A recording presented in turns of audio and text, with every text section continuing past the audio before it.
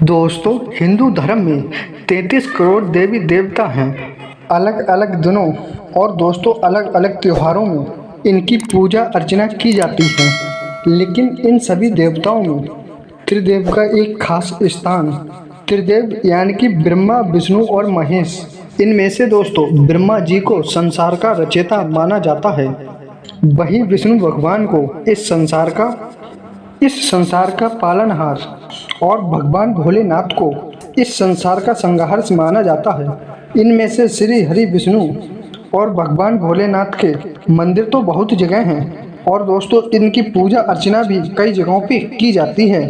लेकिन दोस्तों ब्रह्मा जी का कोई भी मंदिर नहीं है, केवल दोस्तों पुष्कर को छोड़कर। और दोस्तों ब्रह्मा जी की पूजा अर्चना भी बहुत ही कम लोग करते हैं। तो दोस्तों फिर यह क्या कारण है कि संसार को बनाने वाले का ही कोई मंदिर नहीं है और ना ही दोस्तों कोई उनकी पूजा करता है।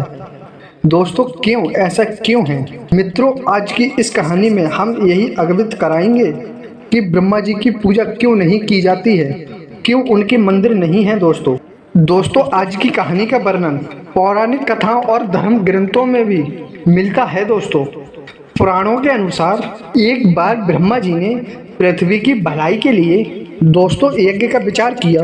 यज्ञ करने के लिए उन्हें एक उचित जगह की तलाश थी। इसके लिए उन्होंने अपने हाथों से अपने कमल को पृथ्वी लोक पर गिरा दिया।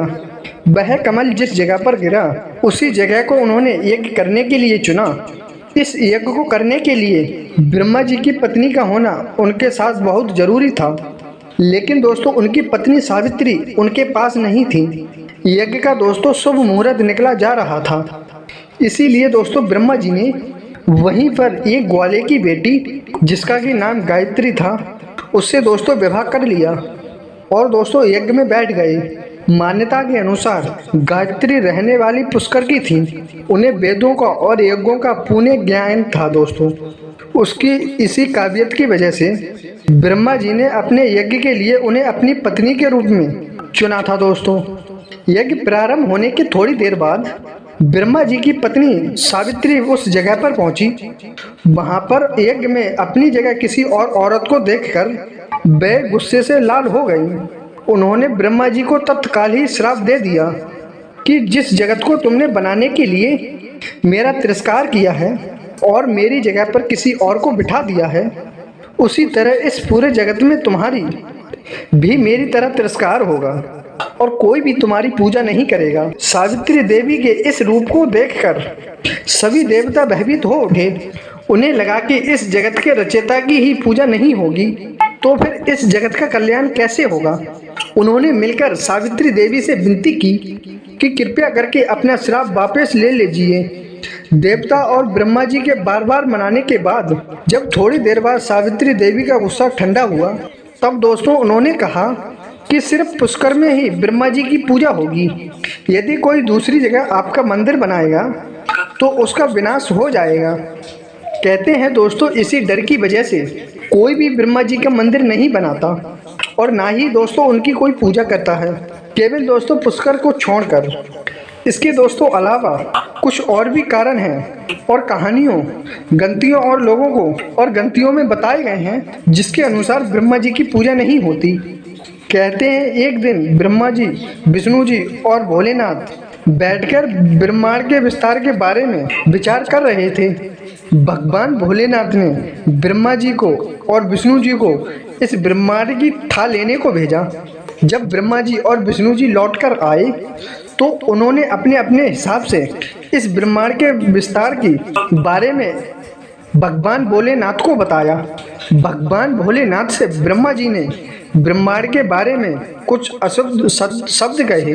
भगवान भोलेनाथ ने ब्रह्मा जी के इस झूठ को तब तुरंत ही पकड़ लिया।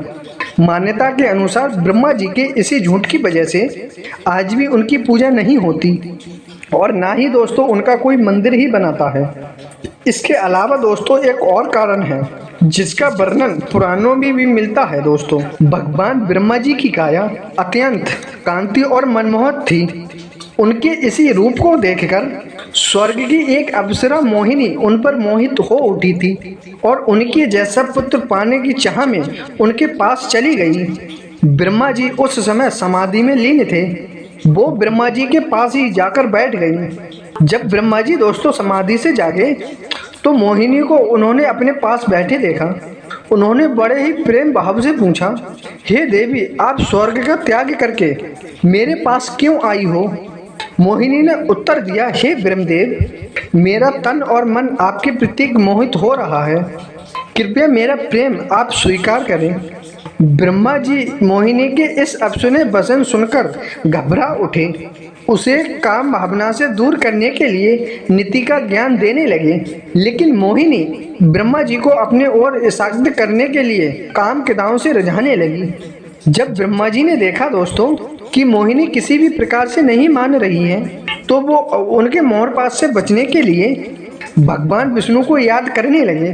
भगवान विष्णु की कृपा से उसी समय सत्य ऋषियों का ब्रह्मलोक में आगमन हुआ। सत्य ऋषि ब्रह्मा जी के समीप मोहिनी को देखकर आश्चर्य से भर उठे। उन्होंने ब्रह्मा जी से पूछा, हे ब्रह्मदेव, ये रूपवती अप्सरा आपके साथ क्यों बैठी है? सत्य ऋषि के अचानक आगमन और उनके प्रश्न से ब्रह्मा जी घबरा गए। उन्होंने कहा, ये अप्सरा नृत्य करते करते थक गई थी, इसलिए विश्राम करने के लिए पुत्री भाव से मेरे समीप बैठी है।